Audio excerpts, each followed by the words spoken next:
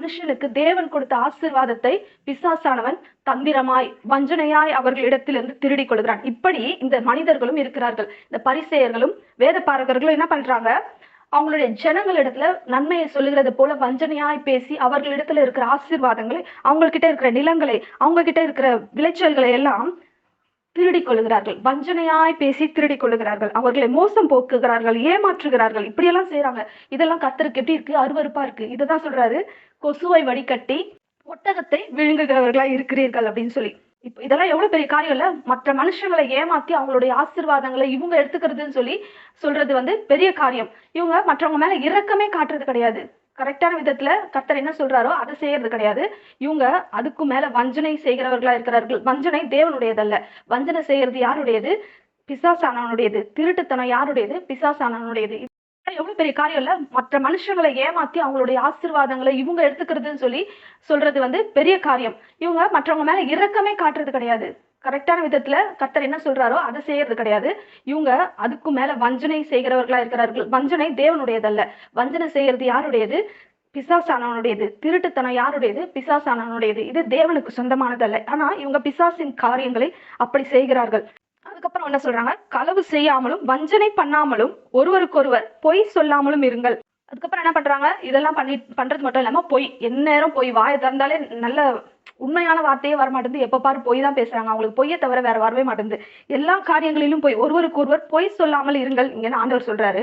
ஆனா இவங்க பேசுறது எல்லாமே பொய்யாதான் இருக்கு. ஏதாவது ஒரு பொய், அவங்களோட வாழ்க்கையை குறித்த ஒரு பொய், கர்த்தருடைய ராஜ்யத்தை குறித்த ஒரு பொய். இப்படி பொய்னாலேயே வாழ்ந்து கொண்டிருக்கிறார்கள். பொய்யும் பிசாசானவனுக்கு சொந்தமானது. கர்த்தர் பொய் சொல்லுவதே இல்லை. அவருக்கு பொய்யெல்லாம் பிடிக்காது. ஏன்னா அவருடைய வார்த்தை சத்தியமா இருக்கிறது. அவர் சொன்னபடி ஆகும். அவருடைய வார்த்தை ஒரு நாளும் பொய்யாய் போகாது. வானமும் பூமியும் ஒழிந்து போனாலும் கர்த்தர் நமக்கு கொடுத்த வார்த்தை, அந்த வாக்கு தத்தங்கள் எல்லாம் நமக்கு நிறைவேறும். ஒரு வார்த்தையும் என்ன பண்ணாது, பூமிக்கு வந்துட்டு வெறுமையா அவர்கிட்ட திரும்பி போகாது. அப்படின்னா என்ன? அவருடைய வார்த்தை பொய் அல்ல. அந்த வார்த்தை மாம்சமாய் மாறும். அந்த வார்த்தை ஒரு செயலாய் மாறும். அவர் என்ன சொன்னாரோ அது செயலாய் மாறும் இல்லையா? ஆனா இவங்களோட வார்த்தை எல்லாம் எப்படி இருக்கு? வெறும் பொய். அந்த வார்த்தை மாறவே மாறாது. நான் உனக்கு இந்த ஹெல்ப் பண்றேன் அப்படின்னு சொல்லுவாங்க, ஆனா செய்ய மாட்டாங்க. நான் இதை உனக்கு வாங்கி தரேன்னு சொல்லுவாங்க, ஆனா வாங்கி தர மாட்டாங்க. எப்படி இருக்கு? அதெல்லாம் பொய்யா இருக்கிறது. அவங்களுடைய வார்த்தைகள் எல்லாமே பொய்யா இருக்கிறது. என் நாமத்தை கொண்டு பொய் ஆணையிடுகிறதினால் உங்கள் தேவனுடைய நாமத்தை பரிசுத்த குலைச்சல் ஆக்காமலும் இருப்பீர்களாக அப்படின்னு பழைய ஏற்பாடுல சொல்லியிருக்கு இல்லையா? இவங்க என்ன பண்றாங்க? இந்த பொய்யை அவங்க மெயின்டைன் பண்றதுக்காக, ஒரு பொய்யை நம்ம சொல்லிட்டோம்னா அதை அவங்க மற்றவங்க நம்பணும் அப்படின்றதுக்காக என்ன சொல்றாங்க? கர்த்தர் மேலேயே, கர்த்தருடைய நாமத்தின் மேலேயே இவங்க பொய்யை ஆணையிடுகிறார்கள்.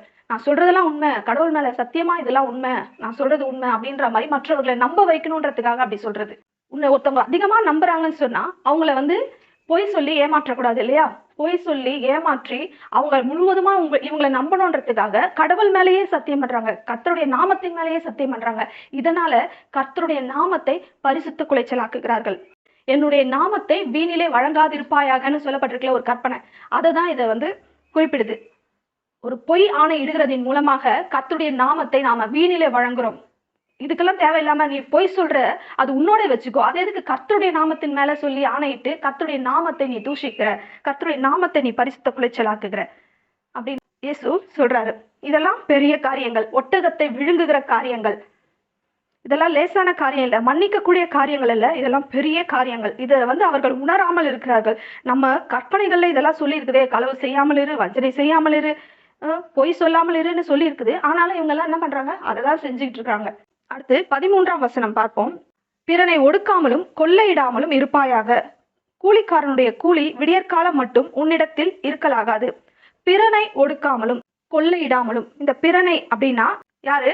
அக்கம் பக்கத்துல இருக்கிறவங்க, நம்மளை சுற்றி இருக்கிறவங்க, நமக்கு தெரிந்தவர்கள். இந்த தெரிந்தவர்களை ஒடுக்காமல் இரு. ஒடுக்காமல் அப்படின்னு சொன்னா அவர்களை ஏமாற்றுவது, மறுபடியும் அவர்களை ஏமாற்றுவது, தாழ்த்துவது, ஏமாற்றி கொள்ளையிடுகிறார்கள். கூடவே கொள்ளையிடாமலும் அப்படின்னு வர்றதுனால இந்த ஒடுக்கிறதுனா என்ன? அவங்களை ஏமாற்றி அவங்க இடத்துல இருந்து கொள்ளையிடுகிறது அப்படின்றத போலதான் வாசிக்கணும் இல்லையா? ஏன்னா இங்கிலீஷ் பைபிள் என்ன சொல்லப்பட்டிருக்கிறது? You shall not defraud your neighbor nor rob him. defraudனா ஏமாற்றுவது தானே, அவங்களுக்கு துரோகம் செய்தல். உன்னுடைய அக்கம் பக்கத்தினரை, உனக்கு கூட இருப்பவர்களை நீ அவங்களுக்கு நீ துரோகம் பண்ணக்கூடாது. துரோகம் பண்ணி அவங்களுடைய பொருட்களை நீ திருடி கொள்ளக்கூடாது, அவங்களுக்குள்ள ஆசீர்வாதங்களை நீ திருடி கொள்ளக்கூடாது அப்படின்னு சொல்லப்பட்டிருக்கிறது. ஆனா இவங்க அதையும் செய்யறாங்க. மற்றவர்களை ஏமாற்றி அவர்களிடத்துல இருக்கிற பொருளை இவர்கள் தந்திரமாய் வாங்கி இவர்கள் அனுபவிக்கிறாங்க. இவங்க என்ன பண்றாங்க? மற்றவர்களுடைய பொருட்களை இவர்கள் பெற்றுக்கொண்டு அதிலே இவர்கள் சந்தோஷம் காணுகிறார்கள். அதுக்கப்புறம் கூலிக்காரனுடைய கூலி விடிய காலம் மட்டும் உன்னிடத்தில் இருக்கலாகாது அப்படின்னு சொல்லியிருக்காரு. கூலிக்கார ஒரு நாள் வந்து வேலை செஞ்சாதான் அவனுக்கு சம்பளம். அந்த சம்பளத்தை எடுத்துட்டு போய் தான், அந்த கூலியை எடுத்துட்டு போய் தான் அவன் வீட்டுல கொடுத்து அன்னைக்கு அவங்க வீட்டுல எல்லாரும் சாப்பிடணும். எத்தனை பேர் இருக்காங்களோ அவங்க பிள்ளை குட்டி எல்லாரும் அன்னைக்கு அவன் சம்பாதிச்சு எடுத்துட்டு போனாதான் அன்னைக்கு சாப்பிடணும். ஆனா இவங்க என்ன பண்றாங்க? இந்த கூலிக்காரன் ஒரு நாள் ஃபுல்லா நல்ல வேலை வாங்கிட்டு அவன் கூலி கேட்கும்போது இப்ப இல்ல நாளைக்கு வாங்கிக்கோ அப்படின்னு சொல்லி அனுப்பிடுறாங்க. இதனால என்ன ஆகுது? ஒரு நாள் ஃபுல்லா வேலை செஞ்சுட்டு அவன் அந்த வேர்வையோட பசியோட வீட்டுக்கு போகும்போது வீட்டுல அவனும் பட்னி, அவன் பிள்ளைகள், மனைவி, தாய் தகப்பன் எல்லாருமே குடும்பத்தோட பட்னியா இருக்க வேண்டியதுதான். இவன் கூலி கொடுத்தாதான் அவங்க சாப்பிடுவாங்க இல்லையா? அந்த கூலிய கூட இவனுக்கு கொடுக்கறதுக்கு மனசு வராம அவனை அப்படியே வெறுமையா அனுப்புறான். இதனால அவங்களுடைய துன்பத்தை கண்டு இவன் இன்பம் காணுகிறான். இவனுக்கும் நல்லாவே தெரியும் இன்னைக்கு நம்ம கூலி கொடுத்தாதான் அவன் போய் சாப்பிட முடியும் அப்படின்னு சொல்லிட்டு. ஆனாலும் இவன் அவங்களுடைய எளிமையானவர்களுடைய துன்பத்துல இவன் இன்பம் காணுகிறான். அப்படிப்பட்ட ஒரு மென்டாலிட்டியை கொண்டவங்களா இந்த வேத பாரகர்களும் பரிசேயர்களும் இருக்கிறார்கள். ஒரு எளியவனை நீ துன்பப்படுத்தக்கூடாது, சிறுமைப்பட்டவர்களை நீங்க இந்த மாதிரி துன்பப்படுத்தக்கூடாதுன்னு நியாயப்பிரமாணங்களை கர்த்தர் கொடுத்திருக்கிறாரு. ஆனா அதெல்லாம் இவங்க கண்ணுக்கு தெரிய மாட்டேங்குது. கூலிக்காரனுடைய கூலியை அன்றைக்கே கொடுக்காம நாளைக்கு வாங்கிக்கோன்னு சொல்லி அவர்களை அனுப்பி விடுகிறார்கள். அவர்களுடைய துன்பத்திலே இவர்கள் இன்பம் காணுகிறார்கள். 14ஆம் வசனம், செவிடனை நிந்தியாமலும் குருடனுக்கு முன்னே தடுக்கலை வையாமலும் உன் தேவனுக்கு பயந்திருப்பாயாக, நான் கர்த்தர். என்ன சொல்றாரு? தேவனுக்கு பயந்து நடக்கணும். இவங்க செவிடர்களை அவங்களுக்கு காது கேட்காதுன்றதுக்காகவே மற்றவர்கள் முன்பாக அவங்கள கேவலமா பேசுறது, திட்டுறது, ஒரு மாதிரி கலாட்டா கிண்டல் பண்றது, நிந்திக்கிறது, அந்த மாதிரி சொல்லுவாங்க இல்லையா? ஏன்னா அவனுக்கு காது கேட்காது இல்ல, நம்ம என்ன பேசினாலும் அவனுக்கு கேட்க போறது கிடையாது, நம்ம அவனை திட்டினாலும் காதுல கேட்க போறது கிடையாது, அவனை கேவலமா பேசினாலும் அவனுக்கு காது கேட்க போறது கிடையாதுன்னு சொல்லி மற்றவர்கள் காணும்படியா இவங்களை கேலியா கிண்டலா பேசி சிரித்து அதுல ஒரு மகிழ்ச்சி கொள்கிறார்கள். எல்லாரும் சிரிக்கிறாங்க, ஒரு கும்பலே சிரிக்குது அவனை பார்த்து, என்னென்னவோ பேசி திட்டுறாங்க, சிரிக்கிறாங்க. ஆனா இவனுக்கு எதுவுமே புரியல, ஏன்னா அவன் காது கேட்கல, அதனால அவனுக்கு எதுவுமே புரியல. அந்த மாதிரி ஆட்களை நீங்க ஒடுக்காமல் இருங்க அப்படின்னு சொல்லப்பட்டிருக்கு. ஆனா இதை செய்யறாங்க. கொசுவை வடிகட்டி ஒட்டகங்களை விழுங்குகிறார்கள்.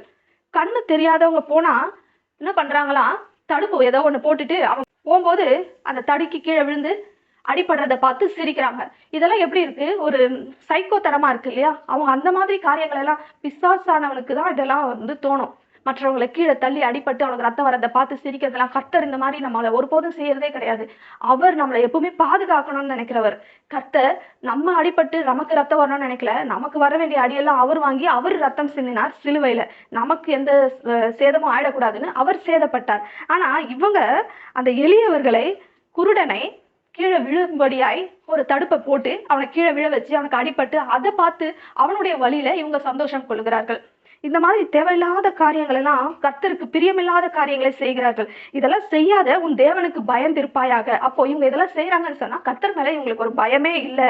கர்த்தரை குறித்த ஒரு எண்ணம், சரியான எண்ணம் இவர்களுக்கு இல்லை.